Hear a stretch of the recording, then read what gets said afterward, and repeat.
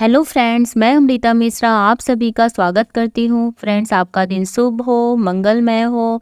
सभी माताओं बहनों को जितिया व्रत की बहुत बहुत शुभकामनाएं।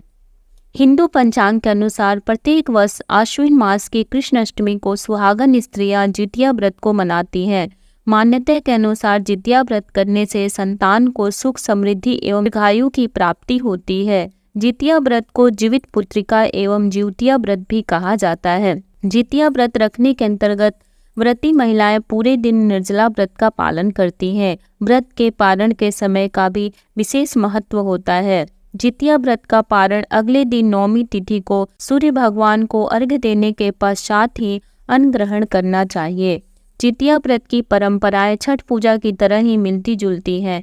वैसे तो सभी के घरों की अपनी अपनी परंपरा होती है। अपने घर की परंपरा के अनुसार ही व्रत रखें तथा व्रत का पारण करें। पूजा का शुभ मुहूर्त पंचांग के अनुसार अश्विन माह के कृष्ण पक्ष की अष्टमी तिथि 6 अक्टूबर को प्रातः काल 6:34 से शुरू होकर अगले दिन यानी 7 अक्टूबर को सुबह 8:08 पर समाप्त हो रही है।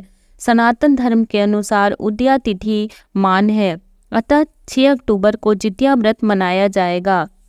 जितिया व्रत की पूजा विधि: सुबह जल्दी उठकर स्नान करें। स्नान आदि करने के बाद सूर्य नारायण की प्रतिमा को स्नान कराना चाहिए। धूप दीप आदि से आरती करें और इसके बाद भोग लगाएं। मिट्टी और गाय के गोबर से चिल व सियारन की मूर्ति बनाएं। कुसा से बनी जीमूत वाहन की प्रतिमा को धूप दीप चावल पुष्प आदि अर्पित करें। विधि विधान के साथ पूजा करें और व्रत की कथा अवश्य सुनें। व्रत के पारण के बाद दान जरूर करें। पौराणिक कथा के अनुसार एक बार एक गरुड़ और एक मादा लोमड़ी नर्मदा नदी के पास एक हिमालय के जंगल में रहते थे।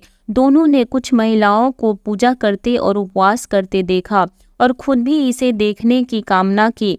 उनके उपवास के दौरान लोमड़ी भूख के कारण बेहोश हो गई और चुपके से भोजन कर लिया। दूसरी ओर चिल ने पूरे समर्पण के साथ व्रत का पालन किया और उसे पूरा किया। परिणाम स्वरूप लोमड़ी से पैदा हुए सभी बच्चे जन्म के कुछ दिन बाद खत्म हो गए और चिल के संतान लंबी आयु के लिए धन्य हो गई।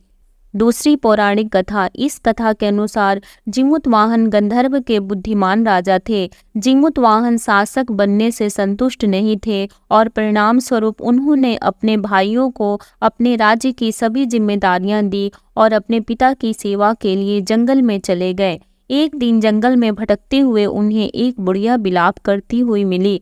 उन्होंने बुढ़िया से रोने का कारण पूछा। इस पर उसने उसे बताया कि वह सांप नागवंशी के परिवार से है। उसका एक ही बेटा है। एक शपथ के रूप में हर दिन एक सांप पक्षीराज गरुड़ को चढ़ाया जाता है और उस दिन उसके बेटे का नंबर था। उसकी समस्या सुनने के बाद जीमूत वाहन ने उन्हें आश्वासन दिया कि वह उनके बेटे को जीवित वापस लेकर आएंगे। तब वह खुद गरुड़ का चारा बनने का विचार कर चट्टान पर लेट जाते हैं। तब गरुड़ आता है, अपनी उंगलियों से लाल कपड़े ढके हुए जीमूत वाहन को पकड़कर चट्टान पर चढ़ जाता है।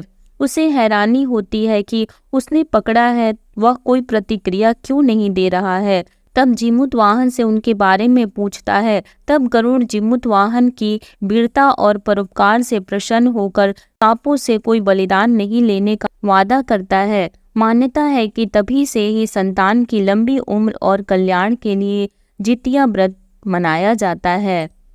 एक बार फिर से आप सभी को जितिया व्रत की बहुत बहुत हार्दिक शुभकामनाएं। अगर ये कथा पसंद आई हो तो लाइक कर दीजिए, शेयर कर दीजिए, चैनल को सब्सक्राइब कर लीजिए, बेल नोटिफिकेशन को प्रेस कर लीजिए ताकि जब भी मैं कोई नई वीडियो अपलोड करूं उसकी नोटिफिकेशन सबसे पहले आपको मिले।